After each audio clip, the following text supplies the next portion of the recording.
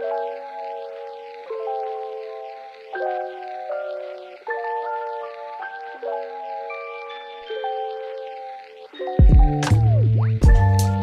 and welcome to the Smart Beauty Podcast. I'm your host, Viola Levy, beauty journalist and founder of copy-led branding agency, Smart Beauty Creative. We're here to create your brand voice and craft the story behind it. Today, I'm incredibly excited to be joined by Millie Kendall OBE, serial entrepreneur and CEO of the British Beauty Council. She's one of the most influential voices driving change in the beauty industry today. Millie has been a force in beauty for over 3 decades, championing inclusivity, transparency, and positive messaging across the industry. Through her work with the British Beauty Council, Millie advocates for a beauty landscape that not only celebrates diversity, but also supports the unique needs and experiences of people at every stage of their lives.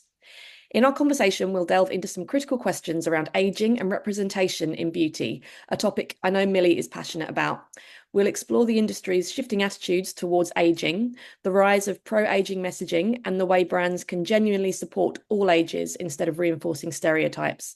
Millie will also share her insights on the booming menopause care market, the challenges women face, and the council's role in promoting beauty standards that empower rather than limit. Millie, thank you so much for joining me today. Thanks for having me. I hope I live up to your expectations. Of course, of course. So how has the beauty industry's approach to aging changed over the past decade, in your experience? And what do you think has driven this shift?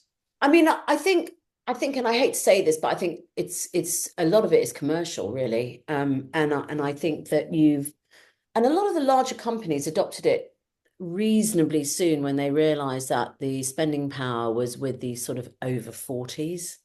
Yeah. I think that there is disposable income. There is younger people are less wealthy than older people at the same age. I think that there is we used to think disposable income was with the sort of young 20-year-olds who were still living at home because people lived at home longer.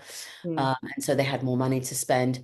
But actually that sort of shifted probably about maybe at the turn of the century. It's a weird thing to say, when it became very apparent that the sort of over 40s, over 50s, over 60s, people were living longer, and actually they were the ones that held the wealth. And so there was a lot of talk, 20 odd years ago, about how the beauty industry should engage with those women that were a little bit older, that had more money to spend.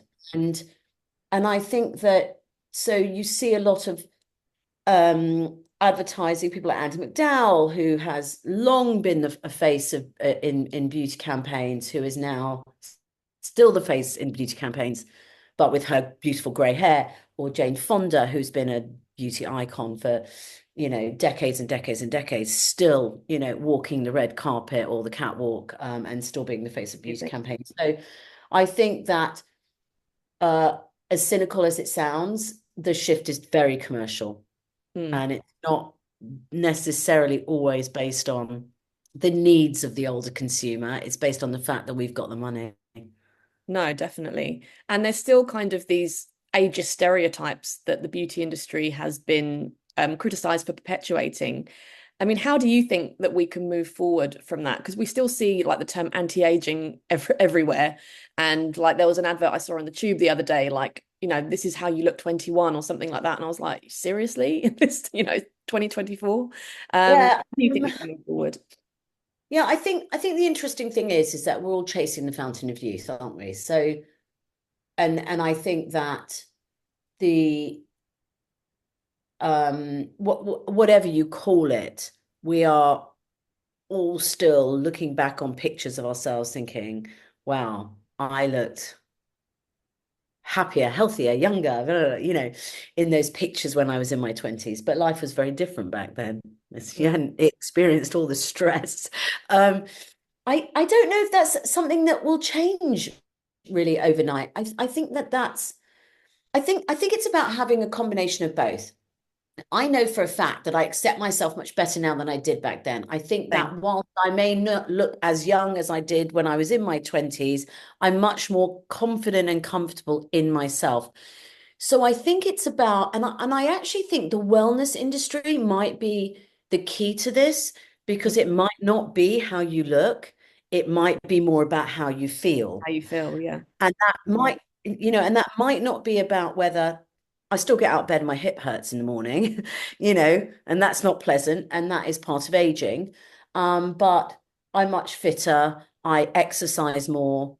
I'm less nasty to my body.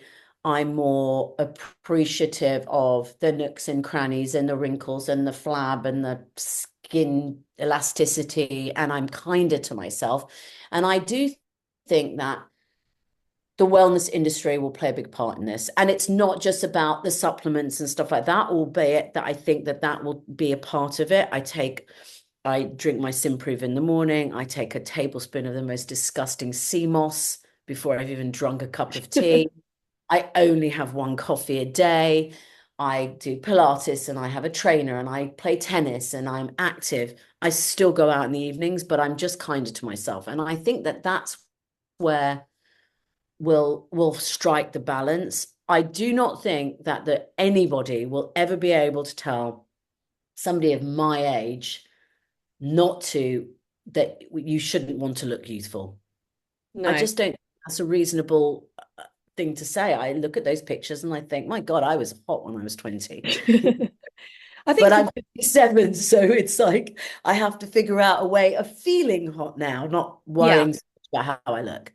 I think it's about just looking fabulous for your age, isn't it? I think that from Yeah. my perspective, I'm about to turn 40, and I think it's just about looking. I don't want to look 21, but I just want to look less knackered. Like I've got a toddler, and Yeah. I think I've aged about Yeah. 10 Yeah. years in Yeah. the last like Yeah, 8. wait till that toddler gets to their teens, then you look knackered. Let me tell you. Oh my I tell gosh, you, don't I tell me thought that. having young kids was exhausting. Having teenagers that go out at night and then you're at 2 o'clock in the morning, you're like, where the hell are they? Oh my gosh, yeah, That's stressful. Um, God, well, that it's all stressful actually. Having children is stressful. But it yeah, is. I totally get it. Yeah. And Um, yeah. but I think that like you say with the wellness industry, it's about kind of products that make you feel good as opposed to it's more about feeling good as opposed to looking good. And I find if I feel better in my body, I feel better about my body, if that makes sense. So if like, I hit the gym, it's not to look like J-Lo, it's to just, if I, like Yeah. Yeah. after a run, you feel amazing. And then I kind of have a better relationship with my body as a result. Do you kind of see more people leaning towards that, if Yeah, that makes yeah, sense? I do. And also things like sleep, like things like as I've gotten older, I mean, I don't know why, but in my 20s, I thought not sleeping was like the coolest thing ever. Now it's like I'm in bed. But the other night, because of the election, I went to bed like 1 o'clock in the morning, woke up at 5. I had 4 hours sleep. I mean, I look like I've been run over by a vehicle. I I think that, sleep, exercise. Oh, sorry, my phone keeps trying to. I don't know. I need to Oh put my no, phone on disturb. That's another thing. The stresses of the phone, right? All of that, for sure. computer, phones, constantly being on, all of that kind of Yeah. stuff. It's distressing, and I think that exercise and sleep are really important. I really do think that. No, 100%. So hopefully that kind of feeds into this sort of pro-aging message that we're trying to, move towards. I mean, do you think that, the companies that are doing it, it is sort of genuine, or do you think it's just another kind of marketing ploy at the moment? I think there'll be a combination. I think there'll be some people that are really, really genuine. I mean, I'll say like double I double A. I think are really genuine, and I think that actually how they integrate internal well-being and the outside physical stuff, I think is really amazing. Mm. And I think that, and actually just having and going back to that company particularly because I've sort of spent a lot of time with them, and I think that how they how they I mean, they call their business, I think they refer to it as active aging. And Mm. I think that how, and actually their products and their treatments and how they kind of integrate inner health and outer well-being, I actually think it's good for young people as well, because a lot of it's based on gut and microbiome. So I think that some businesses absolutely genuinely are really promoting age and well-being. I think that some businesses will jump on it, the bandwagon, Of course. and Mm. to commercially gain from it. But we tend to sniff it out eventually. Those Mm. businesses that are, that aren't genuine, that don't have, I call it a backbone, where they don't have that sort of genuine, It's not part of uh, their DNA of their. the right ethos or whatever. It's Mm. shallow and we sniff it out eventually. They don't last. I mean, they might make money, but they don't last. They frame it as a choice. Well, you don't have to do this, but if you want to, here are the products. It feels disingenuous. Yeah. I mean, listen, the fact is they go again back to the fact that despite the fact that we're in a business where we feel as people that work in the industry that we're for the greater good and we're helping people's well-being and we're helping them to feel confident and wonderful. The fact is we are part of an industry that sells product to consumers. So we are Yes, in a commercial environment. So people are always going to try and take advantage of that. for sure. And I think there's always going to be that toxic element to That's try in and everything. That's in the food industry, that's in the fashion 100%. industry, that's in the 100%. real estate industry. Hmm. When you want to see a flat and then you get 50,000 estate agents calling you every Yeah, 5 minutes. they're texting and yeah. It's like everyone's trying to sell you something. So we just have to be sort of almost emboldened to sort of say, look, this is what consumerism is about. We're living in the Yes. 21st century where every single thing we touch, my water bottle, is about trying to flog me something. It's just the Hmm, way it is. We have to be bolder than that. And we have to be stronger than that for and say, I'm sure. not going to buy into it. So, that's for us to manage, really. Definitely. And at the same time, we're talking about pro-aging, but then there's a scary number of like young people getting like lip fillers and Botox and injectables. And I know that you with the British Beauty Council are trying your best to help regulate that. Um, Yes. so there's more sort of legislation in place to protect people. What else is the British Beauty Council doing to help with this sort of stem the tide Yeah. I mean, of this obsession with fillers and Botox at such a young age? Because it plants the seed that aging is this sort of toxic thing that you need to avoid at all costs. Like, yeah, I mean, the weird thing is that there's two parts to that. One is about aging. So you think like young people in their, like, I would say those are more in their late 20s are looking at Botox and fillers and stuff like that. I think laser treatments, laser facials are safe, and I think they're actually very, very helpful, useful, uh, and do great work. That I think that's quite amazing. That bit of it, I think, is very dangerous. What we've done basically is we've managed to get Botox and fillers banned for under 18-year-olds. So that's really amazing. good. That was the Yeah, first step.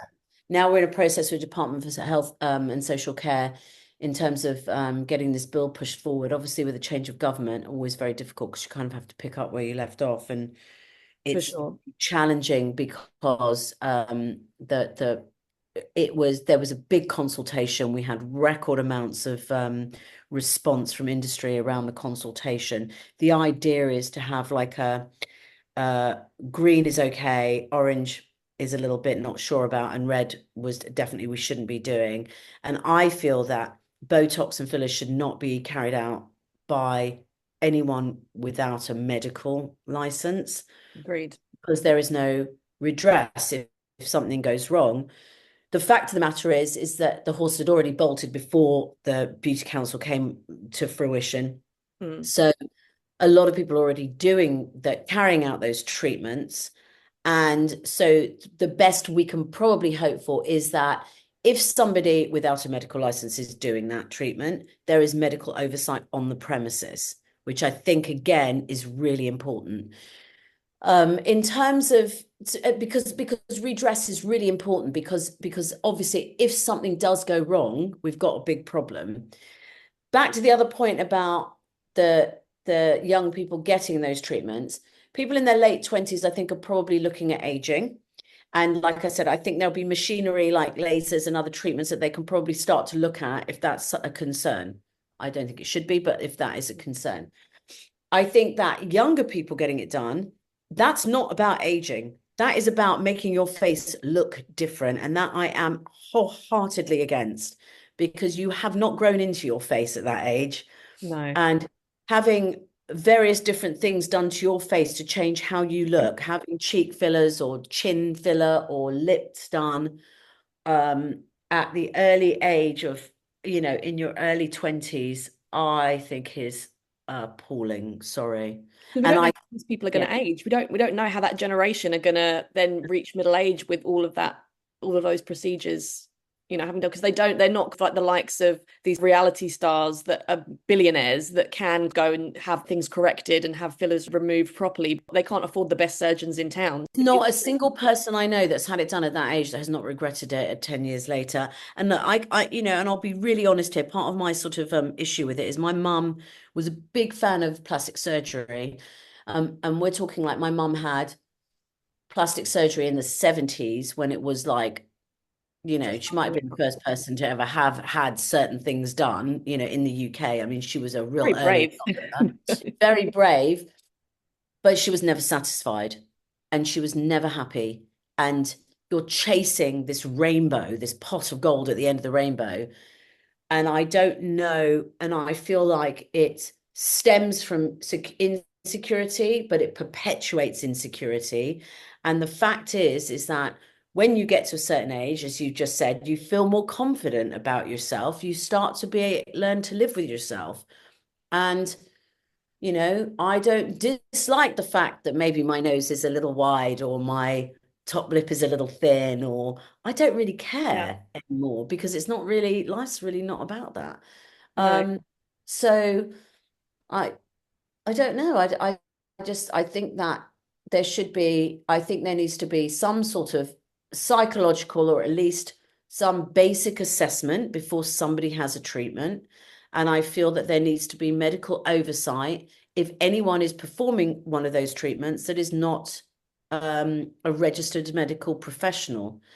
And I also think that it's a big challenge in terms of distribution because botulinum toxins that they're not then they shouldn't be used by anyone that's not a medical professional, but clearly they are being used. So there is obviously a sort of distribution issue.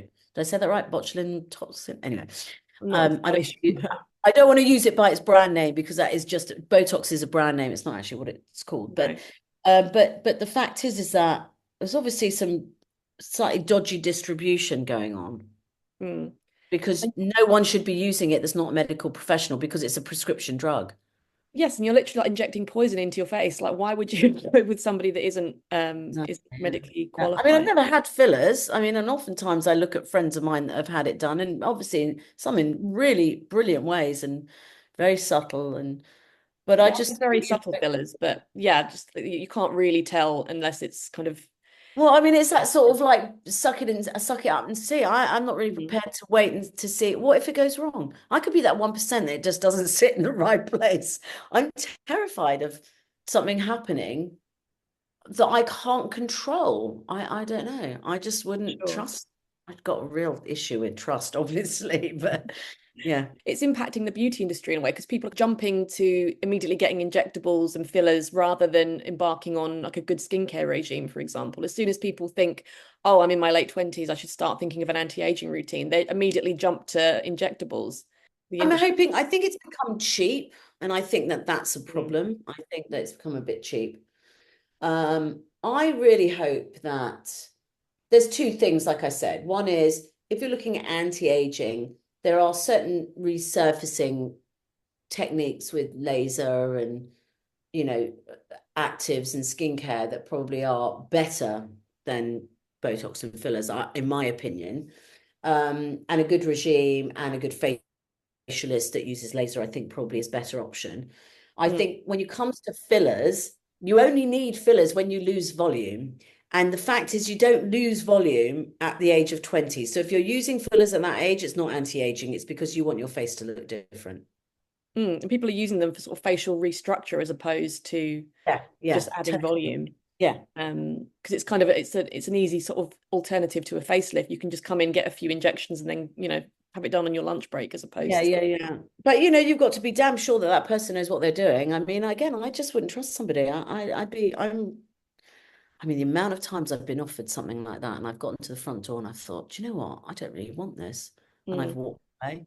But I think that what I can only hope for with the British Beauty Council is that the consultation continues, and that we get some benchmark for quality of service because what happens is the cheaper the procedure, the less qualified the practitioner, the less professional we look as an industry overall. And that's what I'm concerned about is I want to professionalize the industry. If it means that we have to do some sort of licensing scheme or whatever it might land at, I'm not sure. But I would like to make sure that we're professionalized. And I think that there isn't really many beauty therapists that I know that don't want to see that. So I think that if we have to, and also that means that those treatments should be more expensive. They should be harder to get. It just Sure. shouldn't be on every street corner. I mean, I know on the Archway Road, there is a flipping Barbers with a sandwich board outside offering fat loss injections. How Wow. is that possible in our country? You Yeah. know, and I've seen it on Instagram Scary. where I've seen like they've been offering like Botox and fillers. I'm sorry, that's a barber shop on the Archway Road. Mm, What the hell are they doing? That's just not acceptable to me. definitely. It's kind of dystopian in a way, if you think It about it. really is. It really is. I mean, we do have to put a stop to it. Anyway, I guess the thing is that what I would like in an ideal world, I would like there to be some sort of licensing scheme. I would like there to be some sort of medical oversight on the premises in case something goes wrong. I would like to see a register where there can be some redress if something does go wrong, where people are stricken off if they continually practice badly. I mean, look at that Brazilian bum lift situation that Oh my happened. gosh. A woman died. I mean, it's just Yeah. horrendous.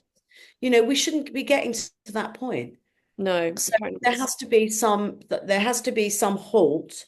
And also I think we should start looking at, what lasers can do because they're relatively safe. The companies that lease or sell them to beauty practitioners give very, very good training. I think there's a lot that can be done with a laser that we For should sure. start we should start adopting and being more positive about and sort of opening that up a little bit because I think that in combination with a good skincare regime can do a lot. No, I agree. But there's so much sort of misinformation about lasers sort of floating around, and it's really difficult to sort of regulate the kind of information that gets Yeah. disseminated, especially with like, I think I read something recently about how like LEDs, there was a study that LEDs didn't work or something like that, or it was just a gimmick. And it's just, there are sort of studies that show that there is kind of some sort of science behind it, and there are kind of proven results from it. So what I'm asking is like, how do you sort of try and tackle that, the amount of sort of wrong information that is abundant I on. mean, it's very difficult to do that because obviously because of social media. I mean, what we do, and we're very, very, and I am very strict with this. We don't put anything out that's not factual. So I sort of always say to people, we're a bit like Switzerland, where we take no sides, everything's a fact. We can't, as the British Beauty Council, it's really very important to us that there is no misinformation. I learned that very quickly during COVID, that there were a lot of sort of Facebook groups or, people on social media saying a lot of nonsense about what was going on. And I just said, look, if there's one thing that we can do, and one thing that we need to do is make sure that everything that we're saying is absolutely factual, whether that be data driven or around aesthetics or ingredients or whatever it might be, it has to be fact. Mm. And that, you come under a lot of criticism, when we did that report, Courage to Change, about sustainability, and I had a lot of people kind of contacting me saying, don't put this report out, it will kill the industry. And I'm like, we got to tell the truth. Really, why did they think it would kill the industry? Because obviously there is a real problem with our reliance on plastic, but we know that. We can't Yeah. bury the information. It is a fact.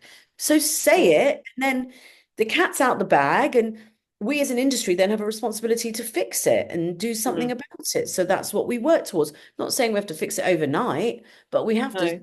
do something about it. And so I think that oftentimes I think we're an industry that has relied on myth and misinformation for a very long time. We use terminology that is And incorrect or is used as marketing.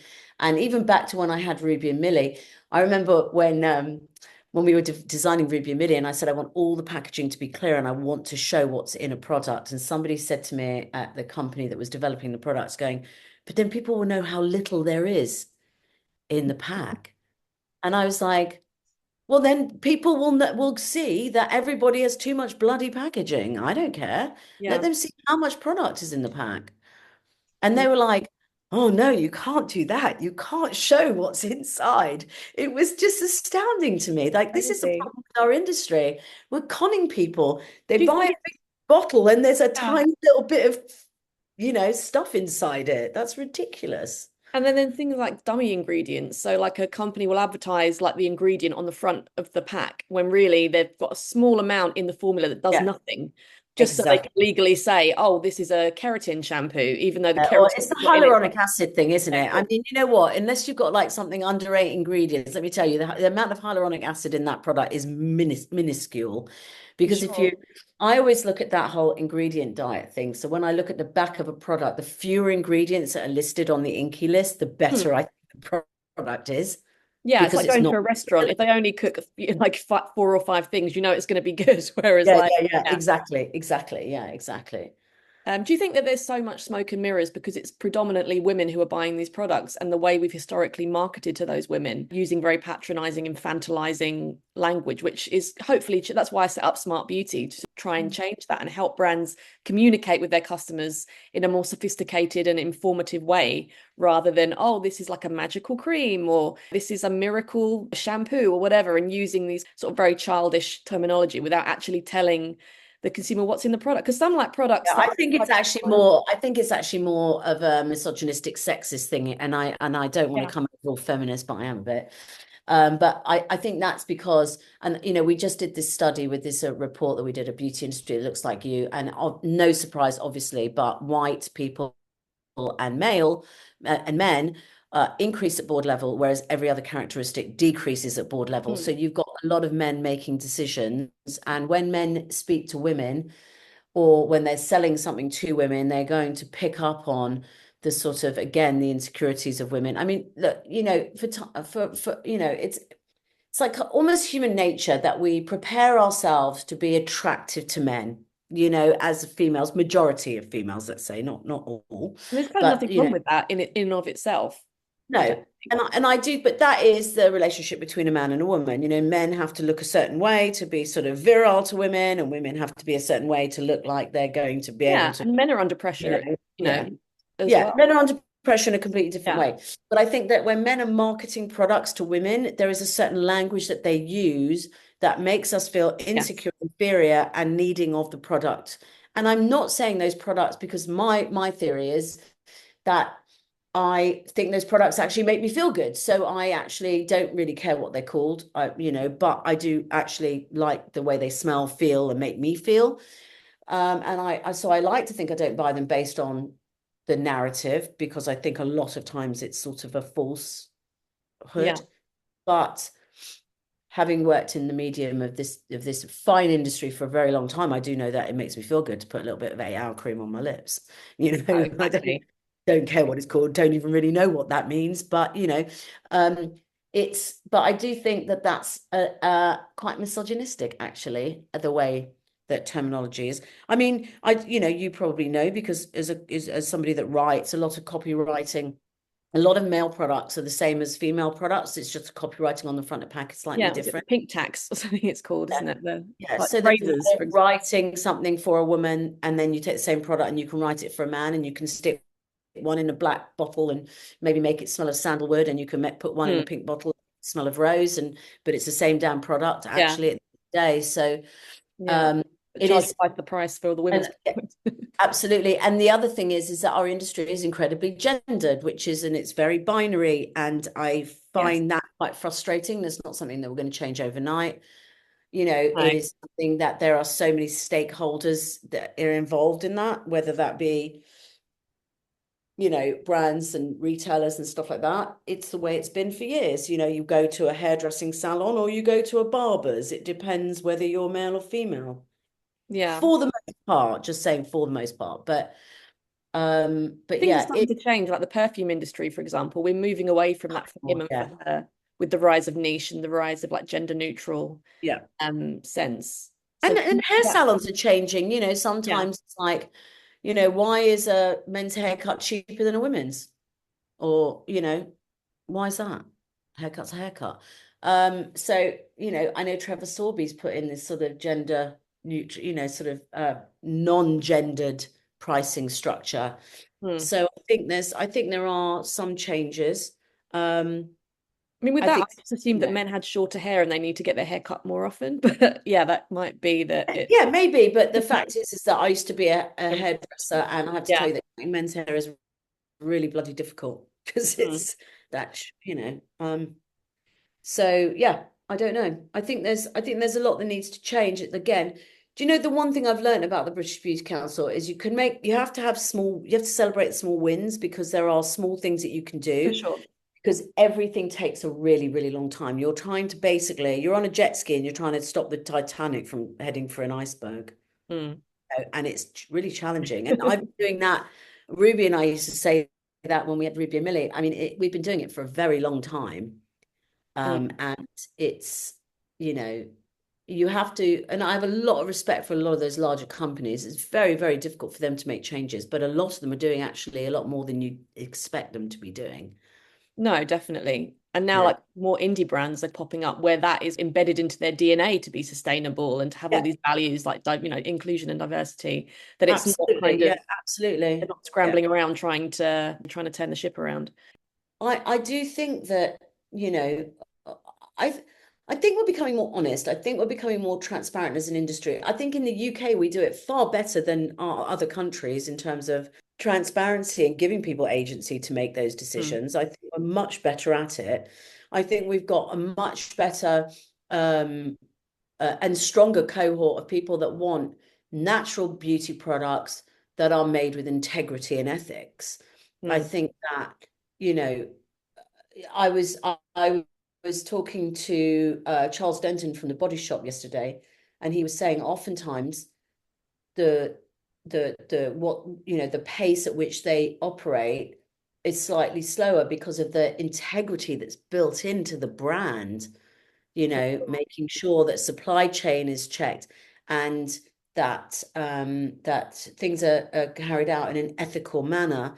And and he was saying something that I didn't actually know, that when actually Anita Roddick sold the business and L'Oreal took it over, that part of what was sold was she built in that they maintain that integrity, I heard and that as they well. stuck with it the whole time throughout their ownership of that brand, and because that was part of the deal.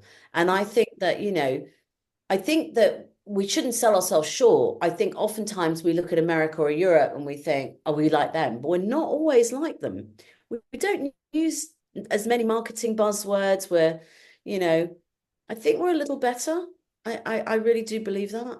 And at the end of the day, I think consumers vote with their feet, don't they? The more informed and sophisticated we become in our kind of buying choices, which I think a lot of people are, the more we're going to move away from brands that try and market to us the old-fashioned way, where Yeah. it's all like smoke and mirrors, and brands will catch on as well because they'll see that we're not buying into that anymore. So it can Yeah. be an organic change as opposed to something we need to necessarily rally against. We talked about sort of brands jumping on the bandwagon, but if the bandwagon is something that's good, who cares? As long as they're doing it genuinely, As long as they're authentically, I doing guess. it, yeah, exactly. I mean, I don't even care what their reason for doing it, but if brands decide to get rid of the plastic cellophane, right, around a box because they think that that is jumping on a bandwagon, and by not having that cellophane, their products are have less plastic and it's cheaper for them to produce. I don't care why they do it. Just do it. Hmm. It's not. So I think that sort of sometimes we have to celebrate those things, Definitely. even if it is just it's commercial. That's what I was saying about our industry. Like do have to sort of, I think we have to stop condemning the commerciality of things, because I think sometimes we condemn people for making money. That's a very British thing. Yeah. Uh, I think the Americans celebrate that a bit more, whereas, well, given the election, obviously, clearly they No, for do. sure. But I think that in a nice way, I think we have to be able to sort of get past that sort of where we condemn people for making commercial Yeah. decisions. I think we sniff it out. I think, well, I always say there's two types of brands. There's sort of trend brands and legacy brands. And generally the legacy brands are the ones that stand the test of time, and the trend brands are the ones that go in and out. Trend brands usually have a very, very weak backbone, weak ethics, weak Like story. flash in the pan kind of. Flash in the pan, they don't last long. Yeah. And we come out and then they go. But going from the teenage market to the menopause market, Yes. I wonder if we could talk about that for a second, because obviously it's valued at globally, I believe at 15.4 billion. Yet a lot of women in this bracket still feel unsupported by brands. I mean, how do you think that we can sort of better cater to the needs of these women who are going through? Well, I Um, mean, again, it's a trade-off, isn't it? It's like, sort of, do we market to these women and use the fact that they're going through menopause, just flog them another product? That they worries don't me. need. Yeah. So that did worry me when this all sort of came up about 5, 6, maybe a bit longer years ago, when a lot of brands were starting to turn some of the marketing around the products that they had already sold to women of a certain age around the menopause. Mm, Like, I'm glad we talk about it, same. but I think that there are some products that are being marketed to a particular psychographic, because I think the demographic is kind of slightly limiting of a term, because obviously you can have menopause at 40 or 60 or whatever. And I think sometimes, well, actually, because you can have different I have some friends that have gone through menopause without any medication at all. Some people that really struggled with it.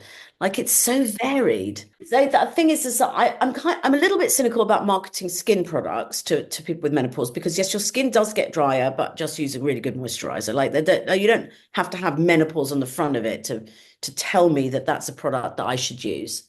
I just need a really good moisturizer. The hair thing is slightly more worrying, in that I do actually think there needs to be more research done on what is a good hair product for someone with menopause. Because one of the reasons why I went on HRT is because my mum and my grandmother didn't, and they lost a lot of hair, and both had very thin hair. My aunt, who did go on HRT, kept her full head of hair. And I remember when I was coming up to that sort of period in my life, when I was in my sort of late 40s, and I was thinking, when I get to that point, I'm definitely taking the HRT. I want my hair to remain thick, because I think both my grandmother and my mum, who didn't take it, lost their hair. So I actually think, sure, I get really dry skin at night. I have to put Weleda bloody skin food on my. I didn't mean Weleda bloody skin food, but I mean bloody. I have to put it on my feet. Yeah. I have to put it on my Got it. feet. Otherwise, my feet itch all night. Mm. I get like itchy, like it's really frustrating. But Weleda Skin Food is an amazing product that doesn't need to say menopause on the front of it. It doesn't, but does it feel nice to feel acknowledged in that way, rather than, historically, obviously brands have just marketed a product for like the 20 something market. Does it nice to just is it nice to kind of just feel like a little bit seen in that sense? The weird thing is, is that I feel like I'm invisible everywhere anyway. I think you just have to embrace the invisibility in a lot of ways sometimes. As a woman of a certain age, you're going through, I could nick stuff in a shop, no one would ever catch me, because no one ever looks at me when I walk into the shop anyway. Um, I don't know. I think that's a really multi-nuanced question, because I don't want people to talk about it all the time, because whilst I'm really quite happy that there is greater conversation about it, Mm. I want there to be greater conversation about it, because I want the medical professional that I go to see to That's the understand point. what I'm Yeah, going to. that's what I was kind of Yeah. driving at. So, That the more we right. talk about So it, the more it's going to have that trickle down effect. That I there's. think that's more around the medical and wellness thing. I think that when it gets into the cream that I buy, then I think I start to feel it's a little bit much, in that I when I first started feeling symptoms of menopause, and I didn't know I felt the symptoms, I couldn't sleep, I was having hot flushes and all that kind of stuff. I kept going back to my doctor saying there's something wrong, something wrong, something wrong. For about 2 years, I probably went 5 times. And nobody helped me at all, until Nadine Baggett came into my office and said, listen, this is what's happening. This is what you need. I literally went to my doctors the next day and I said, right, so I've spoken to someone that knows what the hell they're talking about, and this is what they told me I need. So I'd like a prescription for this and this. And it was game changing, absolutely game changing. And now every time I feel a slight symptom, I know more about it. So I know to go back. So I noticed to go back. So I Glad changed we the have to do our cream. own research like that, though, isn't it? It's just. I mean, it's bizarre, because doctors knew nothing. Didn't matter whether they were male, female, Mm. 50, 60, or 20, made no difference. So yes, I feel that we as a beauty industry have done a lot around getting the message out there, and really helping to support. women across the country in recognizing the fact that there's not something wrong with you. You are just going through a period of your life where your body reacts in a certain way to hormone balances. That's just what it is. All my friends have varying different experiences, and we're all on varying different cocktails of medication, and some are off it, and some never even went on it, and all kinds of stuff. The skin issue is less of an issue than the hair issue, and I think that we market and we sell more around the skin issue in a way than we do around the hair issue. Yeah, I mean, with the rise of scalp care, hopefully that's gonna start to change. Thinning hair. I think people's hair thins, and I think that's I mean, mine has a bit, but I'm just surprised that brands in the hair care game aren't having more of a conversation around the thickening of one's hair for people with menopause. That's what I mean. It's like I feel like certain businesses have adopted are using it in order to reframe products for women of a certain age, but I don't think the hair market's caught onto it as much as they could. And if a brand is sort of looking to enter the menopause care market, what main advice would you give them? Well, again, just don't market something because you think that, oh my God, we're struggling. Do some research, find a solution. Yeah. Only now are we starting to hear, and I'm only reading things in the news about male pattern baldness. What about female pattern baldness? Who's doing that research? Yeah. I worked for a guy called Shu Uemura. Mr. Uemura had said to me back in the mid-80s that women would start to lose their hair like men because of the stress that they were under, with the increased presence in the workplace and with the hormone imbalance and the increase in life expectancy. And he's absolutely right. He was right there, right now. We could have it all. We're bloody doing it all. That's what's exactly. Ourselves into the ground. Exactly. And I think that so I do, again, I think that is the thing. What I don't want to see is a brand go, here's our cream, this one is for, this one, it does what it does, but here's one for menopause, and it's exactly the same thing. Do you know what I mean? I just feel like that's where I start to get a bit annoyed.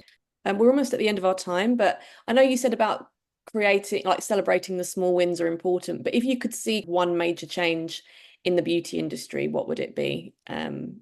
I would like to see more women, more people of color, more people from the LGBTQIA community, more people with neurodivergence around the board table, around the boardroom. I'd like to see people like me sitting around the table and not, and I think that's very important. I think career progression is really important because I think we'll have a much better industry. I think the trickle-down effect of having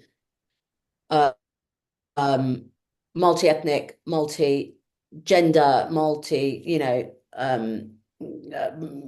just people from a wider group of characteristics sitting around, more people with physical disabilities sitting around the table.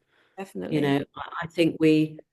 I think we won't better ourselves as an industry until the people at the top come from a variety of different backgrounds where they can have constructive conflict around a table so that what lands on our shelves represents the world better, in a better way. Well, hopefully attitudes are changing slowly but surely. I really hope so. We've come to the end of our time, but thank you so much, Millie, for joining me and for your insights. It's been so lovely chatting with you, and hopefully we can welcome you again soon. Lovely to chat.